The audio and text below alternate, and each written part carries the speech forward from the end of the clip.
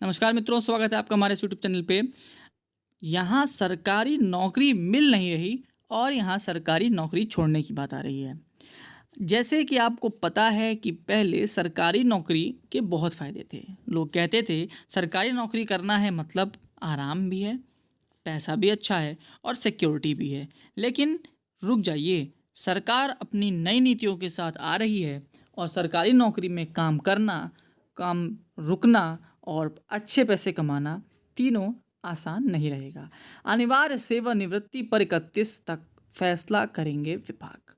तो अनिवार्य सेवानिवृत्ति होती क्या है, इसके बारे में समझते हैं फटाफट। तो सरकारी विभागों में कार्यरत 50 साल से अधिक उम्र वालों की अनिवार्य सेवानिवृत्ति पर 31 जुलाई तक फैसला करना अनिवार्य कर दिया गया है। स्क्रीनिंग कमेटी को फैसला करते हुए इसकी जानकारी 15 अगस्त तक कार्मिक विभाग को देनी होगी। मुख्य सचिव दुर्गा शंकर मिश्र ने मंगलवार को विभागाध्यक्षों को इस संबंध में निर्देश दे दिया है।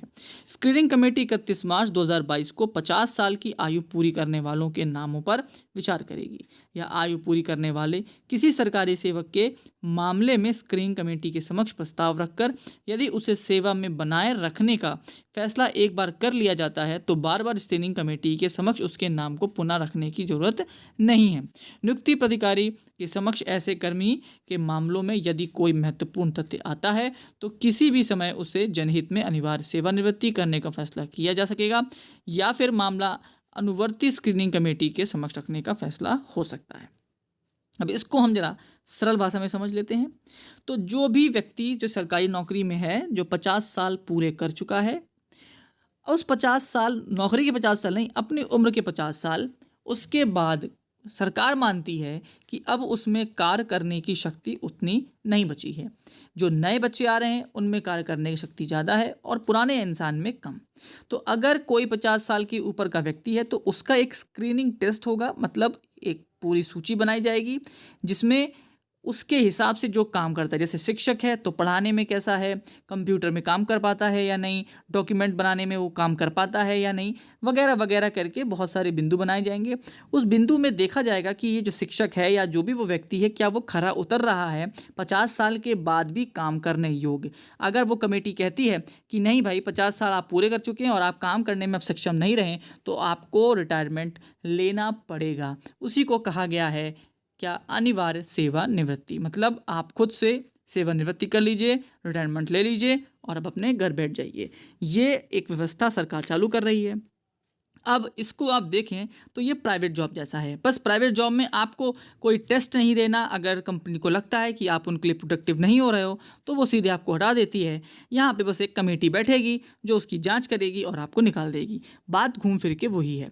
सरकारी नौकरी पाना उतना ही कठिन है अब जितना सरकारी नौकरी करना और उसको बचाना। अभी आप लोगों को बहुत सी जानकारियाँ नहीं हैं, क्योंकि आज जब आप तैयारी करते हैं तो सबके माइंड में एक ही चीज़ होती है कि बस किसी भी तरीके से मिल जाए, लेकिन उसके बाद समझ में आता है कि यह आसान नहीं है। आज हम नवाचारों को देखकर प्रसन्न तो होते हैं, लेकिन अगर हम बेसिक की बात करें तो उन नवाचारों को धरती पे उतारना आसान नहीं है। नीति बनाना अच्छा है, नई नीतियाँ लाना भी अच्छा है, लेकिन एक बात ये सोच के लानी चाहिए कि क्या ज़मीन पर उसका हम वाकई में वर्कआउट कर पाएंगे और क्या वाकई में जो शिक्षकों पर इतना बर्डन है, क्या वो वाकई उसको कंप्लीट कर पाएंगे। क्योंकि कोई भी नियम बड़े शहरों को देख के बनाए जाते हैं, लेकिन बेसिक विभाग एक ऐसा इकलौता विभाग है जो गांव के डीप रूट में जाकर लोगों के बीचों में है। वहाँ पे काम करना आसान नहीं है। तो क्या करते हैं शिक्षा विभाग में, क्या बिंदु बनेंगे, कैसे बिंदु बनेंगे, वो देखने वाली बात होगी। तो आप लोग को जानकारी होनी चाहिए कि अब नौकरी पाना भी कठिन है, नौकरी करना भी कठिन है और नौकरी बचाना भी कठिन है। कोई भी जानकारी जो शिक्षा विभाग से रिलेटेड होगी वो आपको यहाँ पे मिलती रहेगी। तो फटाफट चैनल को लाइक शेयर सब्सक्राइब करिए और बेल आइकन जरूर दबाइएगा ताकि सबसे पहले न्यूज़ आप तक पहुँचे। Thank you and have a nice day.